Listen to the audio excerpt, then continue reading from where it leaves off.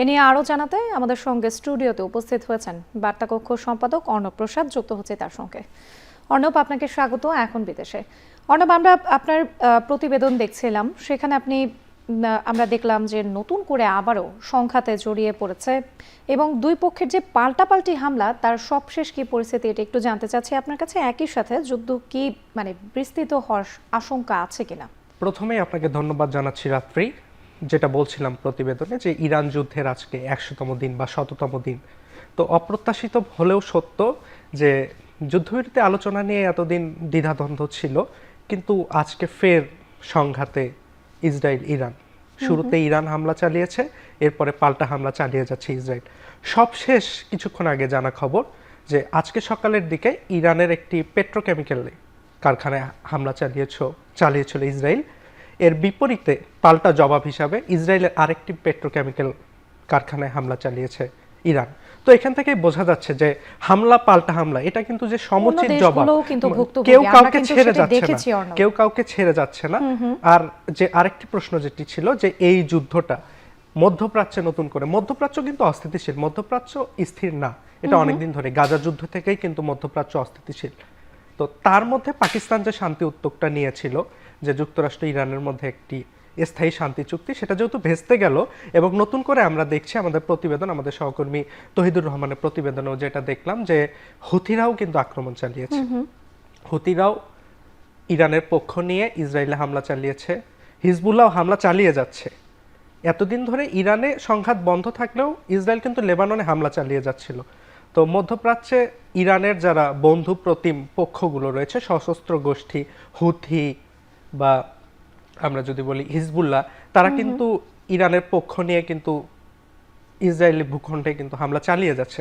তো এটা যে আঞ্চলিক সংঘাতে পরিণত হবে বা হয়েছে, ইতিমধ্যে হয়েছে, লেবাননে তো হামলা চলছে। এবং সবচেয়ে শঙ্কার বিষয় হলো, আমরা বলি ইরান যুদ্ধ, কিন্তু সবচেয়ে বেশি প্রাণহানি লেবাননে ৩,৫০০-এর উপরে মানুষ মারা গেছে এবং সংঘাতটা চলমান।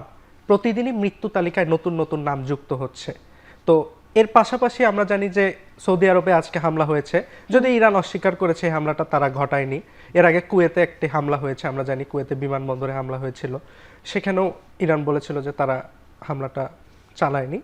তো এই যে সংঘাতের যে রেশটা, এটা শুধু ইরান ইসরায়েল না, মধ্যপ্রাচ্যে কিন্তু ছড়িয়ে গেছে।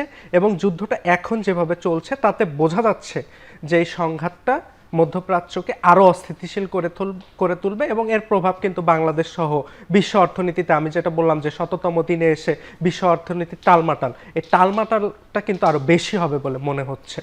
অর্ণব, ইরান হঠাৎ করে আবার নতুন করে যুদ্ধ চালানোর কি আপনার কাছে কি মনে হয়, এবং ইরানের বাসিন্দারা এই হামলাকে কিভাবে দেখছে? ইসরায়েলের পরবর্তী পদক্ষেপ নিয়েও একটু জানতে চাই আপনার কাছ থেকে। দেখেন, বিশ্লেষকরা কিন্তু আগে থেকেই শঙ্কা করছিল, যে বিশ্লেষকদের যে শঙ্কাটা ছিল সেটা হচ্ছে যে ইসরায়েল ফোর্স করছে ইরানরে, সেটা হচ্ছে লেবাননে হামলা চালিয়ে। কারণ আমরা জানি যে 8 এপ্রিল যখন যুদ্ধবিরতি কার্যকর হয়, তখন ইরান প্রথমে বলেছিল যে এই যুদ্ধবিরতিতে সকল পক্ষ অন্তর্ভুক্ত আছে, কিন্তু ইসরায়েল এটা প্রত্যাখ্যান করে দিয়ে বলেছিল যে না, লেবানন এতে অন্তর্ভুক্ত নেই, এবং লেবাননে হামলা চালিয়ে যাচ্ছিল। ইরান কিন্তু এতদিন মুখে বলে আসছিল, তারা পাকিস্তানকে বলে আসছিল বা মধ্যস্থতা অন্যান্য যে পক্ষগুলা করছিল তাদেরকে বলে আসছিল যে লেবাননে হামলা বন্ধ করতে হবে। তো বিশ্লেষকরা এটাই বলে আসছিল যে লেবাননে যেহেতু ইসরায়েল হামলার মাত্রা বাড়িয়েছে, আমরা জানি কিছুদিন আগে লেবাননের একটি দুর্গ দখল করেছে, নতুন নতুন ভূখণ্ড দখল করছে আইডিএফ। তো এই বিশ্লেষকদের সংখ্যাটা আগে থেকেই ছিল যে যে কোনো সময় ইরান কিন্তু এর প্রতিরোধের জন্য সামরিক অভিযানে যাবে, এবং সেটাই আজকে সত্যি হলো। এবং আইআরজিসির যে কমান্ডার, সেও কিন্তু বলেছে যে তাদের ইসরায়েলে নতুন করে হামলা চালানোর লক্ষ্যই হচ্ছে এটা, যে যুদ্ধবিরতি ভেঙে বারবার ইসরায়েল জায়নবাদী শক্তি তারা লেবাননে অ্যাটাক করছে, এবং লেবাননের নতুন নতুন ভূখণ্ড তারা দখল করছে। তো ইসরায়েলকে একটা জবাব দেওয়া, এবং তারা কিন্তু একটা মেসেজ দিয়েছে ইসরায়েলকে, যে ইসরায়েল যদি দক্ষিণ লেবানন এবং বৈরুতে অ্যাটাক বন্ধ করে, তাহলে ইরান নতুন করে আর কোনো হামলা চালাবে না। আর যদি ইসরায়েল এই শর্ত না মেনে ইরানে হামলা অব্যাহত রাখে, তাহলে এর সমুচিত জবাব দিতে কিন্তু প্রস্তুত রয়েছে ইরান। এটা আইআরজিসি বলেছে। ছোট্ট করে একটু জানতে চাই, পাল্টা হামলা না চালাতে নেতানিয়াহু রাজি হওয়ার পরেও ইরান হামলা করলো ইসরায়েল, তাই না? সেক্ষেত্রে ট্রাম্পের সঙ্গে এই যে নেতানিয়াহুর যে সম্পর্ক, সেটা কি আসলে তলানিতে গিয়ে ঠেকলো? দেখেন, এটা আমার মনে হয় দুটি কারণ থাকতে পারে। প্রথমত, ট্রাম্প এবং নেতানিয়াহু দুইজনে মিডিয়ার সামনে একটা বিষয় উত্থাপন করতে চাচ্ছে বা একটা ফ্রেমিং তৈরি করতে চাচ্ছে যে তাদের সম্পর্কটা ভালো নেই। কারণ আমরা জানি যুক্তরাষ্ট্রের মধ্যবর্তী নির্বাচন এবং ট্রাম্পের জনপ্রিয়তা কিন্তু ইরান যুদ্ধের কারণে মারাত্মকভাবে হ্রাস পেয়েছে এবং নেতানিয়াহুর সাথে যে ট্রাম্পের মিত্রতা, এটাও কিন্তু যুক্তরাষ্ট্রের যারা আমরা যেটা বলি উদারপন্থী যারা আছে বা বামপন্থী যারা আছে বা একেবারে সরল মনের যারা আছে আমেরিকান, তারা কিন্তু এটা কিন্তু মানছে না। তো এই কারণে ট্রাম্পের জনপ্রিয়তাটা হ্রাস পেয়েছে। এই কারণে হতে পারে ট্রাম্প হয়তো বা ফ্রেমিং করছে যে কিছুদিন আগেই দেখলাম নেতানিয়াহুকে গালিগালাজ পর্যন্ত করেছে ট্রাম্প এবং সেটা কিন্তু ভাইরাল হয়েছে। পরে কিন্তু ট্রাম্প বলেছে যে তার সাথে তার ভালো সম্পর্ক, এই সম্পর্ক তাদের আছে, এই গালিগালাজের সম্পর্কও আছে। কিন্তু আমার যেটা মনে হয় এখানে একটা ভিন্ন উদ্দেশ্যও থাকতে পারে ট্রাম্পের যে ইরান দখলের চিন্তা বা ইরানের যে পরমাণু নিজেদের দখলে নিয়ে আসার চিন্তা, এটা তো ট্রাম্পের অস্থিমজ্জায় রয়েছে এবং একদিনে এটা ট্রাম্প বাদ দিতে পারবে না।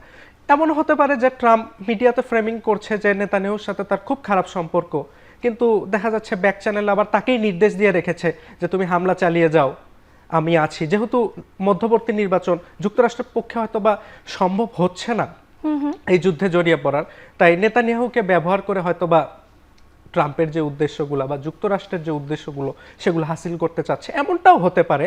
আবার অনেক ধন্যবাদ অর্ণব আমাদের সঙ্গে যুক্ত হওয়ার জন্য। ধন্যবাদ রাত্রি।